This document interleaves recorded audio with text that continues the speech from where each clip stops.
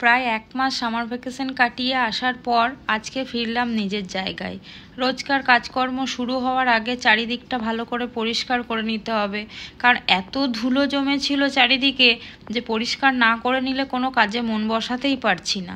আর রান্নাঘরে কেউ কোনো কাজকর্ম না হলে যা হাত দিচ্ছি তাতেই দেখছি যেন একটু চিটচিট করছে, নয়তো ধুলো বসে আছে।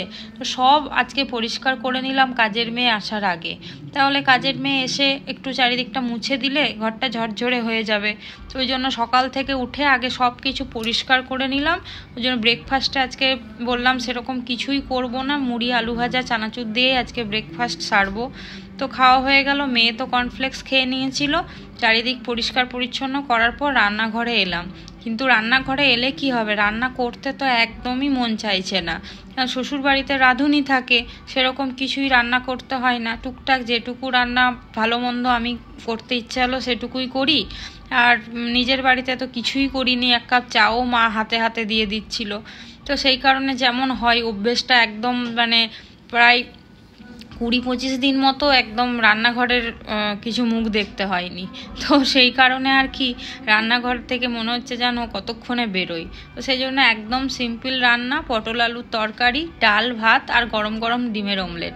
এটা দিয়েই আজকে হাজব্যান্ডকে বললাম যে আজকে কোনো রকমে চালিয়ে নিতে হবে, কারণ আজকে আর কিচ্ছু করব না। যদিও ডিমের অমলেট প্রত্যেকেরই ভালো লাগে, তো অমলেট থাকলে আর কিছুই চাই না, কিন্তু তবুও আমার আবার একটু তরকারি লাগে। তো সেই জন্য তরকারিটা করতে হলো, নাহলে হাজব্যান্ড বলেছিল আলু সিদ্ধও করে দিতে পারো। তো দেখলাম তরকারি পটল আলু আছে যখন করে দিই, তাহলে রাত্রেও একটু রুটি বা পরোটা করে নিলে তরকারি দিয়ে হয়ে যাবে।